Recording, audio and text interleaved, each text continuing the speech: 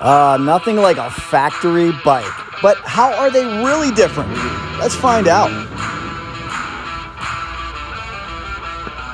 What's up, Cycle Drag Universe? Where are we today? Take a look behind me. Yes, this is Anaheim Supercross. What a legendary, iconic race. And I'll tell you this, it is unbelievable. It is staggering. Some of the performance tricks, some of the technology, some of the evolution that takes place inside of those motorcycles. So stay with us. We're gonna give you a little behind the scenes tour, and we're also gonna learn a whole lot more about these amazing marvels of engineering you see flying around the Supercross track.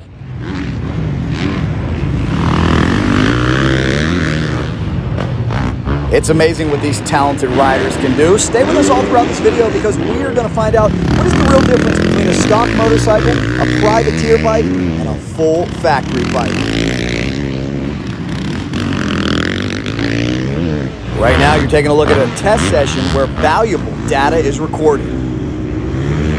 Guys, you know Angel Stadium is one of the most luxurious and high-end baseball stadiums out there. I always wondered, how did they let them bring in this much dirt? Well, this helps out greatly. This helps preserve the field, and when you're selling the place out and selling $9 beers, that helps too. And what's really gratifying for me is to see anything motorcycle related sell out a baseball stadium in Southern California. That's what's super cool. If you've never been to any of these Anaheim races, put it on your bucket list. It is such a wonderful, tight-packed show. It's one of those situations where you could take somebody who really doesn't like motorcycles and they're still gonna have a good time. And it's at test sessions just like this where many of these factory parts are developed and fine-tuned.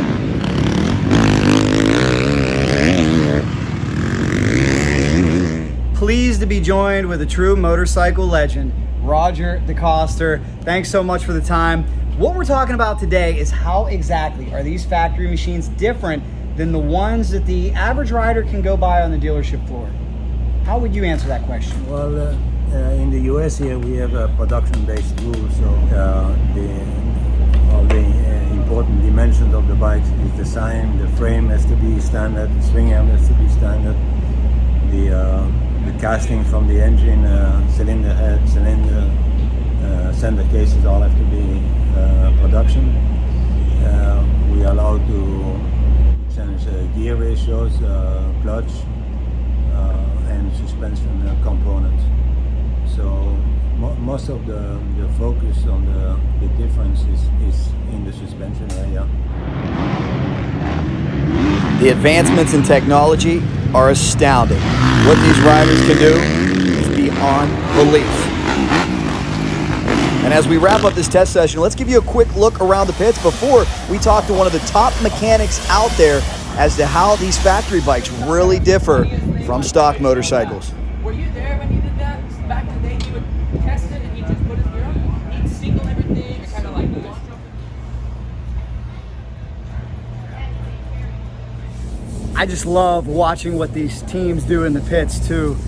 This is the top echelon of professionalism, not only function, but appearance. I mean, you see them not just cleaning the bikes, but then taking a vacuum and vacuuming around it to maintain that spick and span, awesome factory look.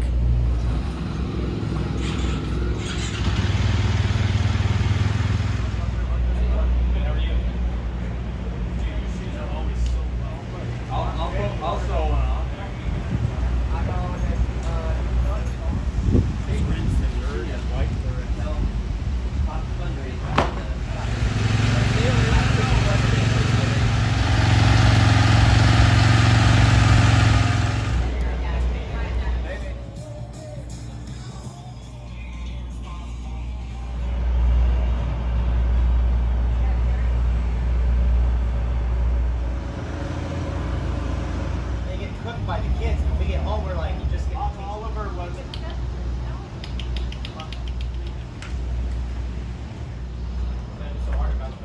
My pleasure to be joined with a true veteran out here, Frank Latham. He's been in this for 25 years, the mechanic of Marvin Musquin now for a decade, believe it or not. That seems like that happened very quickly. I've only been with Marvin 10 years. Well, you guys have found a lot of success together. Yep. Here's our topic today. I'm wondering, these motorcycles, they look an awful lot like what's on the factory, what's on the dealership floor, right? But they're very, very different, the factory bikes. Yeah, we have a lot of special one-off stuff, but the base of the bike is stock. It comes with a stock frame, swing arm, kind of whatever the AMA rolls go with, and you can adjust small parts and what else would you say? Little details to the machine. I heard somebody say moments ago, and there's a lot of false information out there, so you would know better than anybody. They said the only thing that's stock is the front wheel. Would you agree or disagree? Actually, both of our wheels aren't stock. They're an aftermarket company. But no, we have a lot of stock parts. ATM makes a really good base motorcycle, but a lot of stuff is catered to each rider. If you could, from nose to tail, give me a tour of what differs from a stock motorcycle. Our wheels we get them through Kite. Stock doesn't come with that. They do come with DID rims. We run a DID LTX, and then I don't know what production comes with. And we run a DID chain and Rinthal sprockets. I don't believe that comes on a stock bike. Our Akrapovich exhaust is handmade for us, so it's a little bit different than the one that comes on the factory edition, but yeah, it's whatever power each guy wants. Now, there's also a lot of sneaky one-off parts, though. They're tailored to each rider, right? Yeah, in the suspension and in the engine, but all that's kept underneath, so can't really see any of that. Can't see it, can't say too much about it, but we know anytime you talk about one-off, you're talking about astronomical expense, right? Yeah, I mean, some expenses are really high, some are just time. Roger makes a lot of parts, and I don't know what you would put a price on his time and design. All right, how about performance? We know Marvin is an amazing talent. Let's say he goes out there on a stock bike that you make a few tuning adjustments to. How much different is that going to perform? Marvin's a pretty simple rider. If you get him balanced, he's not too picky, or he wants a motorcycle that's easy to ride and he can manage. Yeah. So I don't know if there's one certain part that makes him. It's a combination of a lot of little things in this sport that make everything better. Well, you live a fascinating life. I was telling you the story moments ago when I was a young boy, Pittsburgh, Pennsylvania. Steel City would come to town and it would be like a holiday. So I would go down to the mall, I would watch Chad Watts work on Ricky Carmichael's bike, and I thought maybe someday, maybe I want to do this. Well, it turns out I'm not nearly as good of a wrench as you. You put a tool in my hand, you need to just walk away. It's ugly. But what you've done is truly astounding. You've lived this life, not only turning the wrenches, but the miles on the road. How would you describe this to the average person? It's so much more than what they just see on TV. Yeah, it's a lot more. You're basically away from your home or your family 5 days a week, and you're home for two or three, and you're basically going to work or practicing with your rider on those days also. So it's a grind. I wouldn't change it. I've enjoyed every bit of it, but it's a lot more work than people think. The races are kind of a day off, honestly. Here on Media Day, Test Day, I see a lot of the mechanics out there taking notes, looking on. What are you looking for on a day like that? It's actually good because they get to ride the track they're going to race and kind of fine-tune little details, and sometimes there's a lot of pressure and anxiety on a race day where, I don't know, it puts a lot more pressure on them. So I really enjoy the press days to let them have fun and kind of fine-tune things a little bit and find a direction for tomorrow. I give you a lot of credit too. I see you out there washing, keeping this thing spick and span. You guys are even vacuuming around the bikes. That's just how professional your image is. What is the most difficult part of your job? The most difficult part, I really enjoy my job, so I don't say there's a difficult part of it. I guess the most difficult part of my job is when your rider doesn't succeed. So you put that much work into it, and sometimes you don't get it right, and they have an off day, or, I mean, that part's probably more disappointing or hard. It's a competitive environment out here. Factories want to win. Everybody wants to be on top, and I'm sure that brings a lot of pressure, doesn't it? Yeah, it's a good pressure though. Winning races, there's no other feeling. Once you get a win, there's nothing better than that. Awesome, Frankie. Well, I really appreciate it, and we wish you all the best. We're going to see you out here for another 25 years, hopefully? Hopefully not, but... Transition into a different role, maybe? Yeah, who knows? Okay. Yes, getting older and looking forward to the future and spending time with my kids. Well, you have done an excellent job. Thank you so much for the time. I appreciate it greatly. Yep, thank you.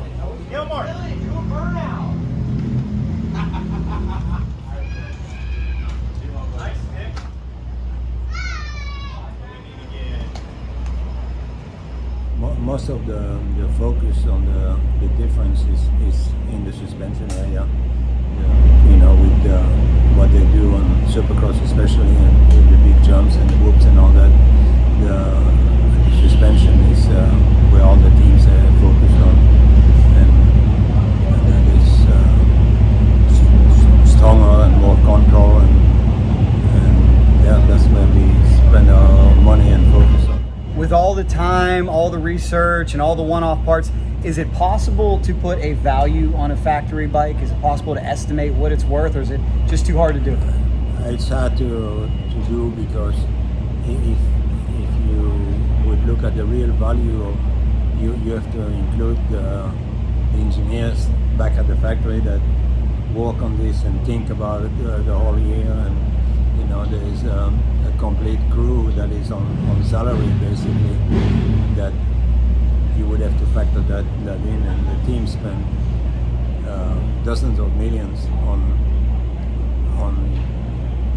making everything ready for the race teams, you know? Sure. So when you factor that in, it's pretty easy to get to 6 figures pretty quick, huh? Yeah. Amazing. I got to ask you this. What's the biggest change you see in the motorcycles as compared to your era, your day? Well, the suspension for sure, and then the electronics, which allow the engine performance to go way up, and you know, the bikes today, they're so unbelievably good, and the promoters try to put more and more obstacles and make the obstacles more and more difficult, the jumps more and more steep, to try to control the speed of the bike, but the riders and the engineers figured out ways to still go faster. You know? Well, I must say your team's doing a great job, so continued success. Thank you so much. We appreciate it. He's a legend. Last thing, you ever miss being on the bike? You ever wish that was still you out there? Yeah, that would be nice, but only in my dreams, you know. You still have a feel of what you should be doing, but to actually do it, it's, you know, there's no way.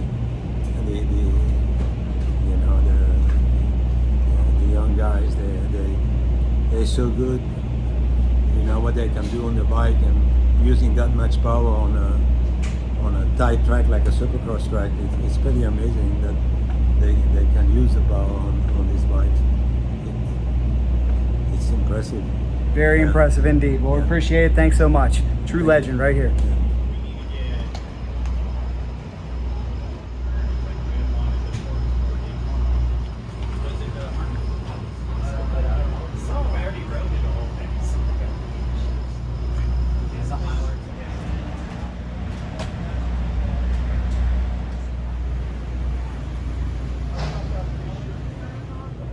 Well, you know the old racing cliche, speed is money. How fast do you want to go? It is so true out here, and it's amazing the dichotomy, how many different levels there are, okay? Not only do we have factory teams, we also have privateer teams. Some of them have big sponsors, so it's not like they're poor. It's not like they're on a super tight budget, but they don't enjoy some of the luxuries of the factory teams. Let's check in and see exactly how their bikes differ from the factory guys.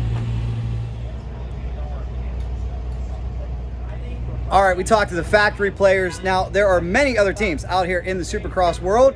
Many of them are privateers. Jacob Price joins me from St. Louis, Missouri, the Madd Parts Kawasaki team. Now, we were talking about how a factory bike differs from a stock bike. How does a privateer bike like yours differ from a factory bike? Yeah, so there are some differences here. We're fortunate enough to have MX Tech suspension. They help us out with the blackjack fork and the national shock. It's as close to factory suspension as you can buy. It's really good stuff, and it's available to consumers as well. But they help us out with setting wise. As far as brakes, they may be running, like the factory bikes may be running fancy billet brakes, but we're just running the stock setup. It works really well. Okay. We've got the rotor guard from circuit to cover the rotor, a little bit of protection. Pirelli's got us on the production tire. It's really good. So we're just running Pirelli's front and back on the tires. Ride Engineering is helping us out with some triple clamps to help with the offset. Okay. It lets the bikes turn a little bit better. With the stiff suspension, you really need it to turn. So Ride Engineering helps out with that. Is it safe to say we're going to see a lot more stock parts on your motorcycle than over at the factory pits? Yeah, definitely. Like we're running with stock hubs and stock wheels. You just have to keep up on the spokes and all that stuff. We make sure they're good, but a little heavier than what those guys are running, but it's round. It does the trick, you know? Okay. How about internal engine? I know there's not a lot we can talk about, but definitely not stock. Yeah, so on the 250, it is definitely not stock. Jesse Williams from Williams Motorworks, he went in there and did the whole thing from the top end up. Did a really good job, so it's actually, even though we're, maybe a smaller team, it's competitive with the factory bikes. We've talked about how the factory bikes are valued into the six figures. How about a Privateer's motorcycle? Could you put a value on this bike right here? Yeah, if you roll a stock bike off the showroom floor, just about everything we run, someone could go out and buy. So you add up tires, suspension, triple clamps. I'd say we'd probably be 15 to 20, so that's in that range. That's not so bad. It's not so bad, and for a really competitive bike. That's what I'm saying. I mean, the fact that you guys, David out here competing with Goliath, these $100,000 motorcycles, and you are not that far back in terms of lap time, it's pretty astounding, isn't it? Exactly, yeah. And on our 450s, we're actually running pump fuel. And one of our guys, Joe on Cross, I'm sure if you've watched any of the LCQs, he's right up there in the starts. And even in the heat races, he's pulled some starts on Ferrandis and some of the top guys, Yes, he is. What do you think your biggest disadvantage is compared to the guys with factory support? Probably the biggest disadvantage would be testing time, since we do have to drive around, and we do have some really good people in our corner. Like I said, MX Tech suspension, Jesse Williams with motors. It's just testing with that kind of stuff. They have multiple people dedicated just to that. So we have the parts, we just need the time to put in. Well, thank you so much for the time. We wish you good luck this year. Power to the Privateers. They got a shot too. Yeah, thanks guys.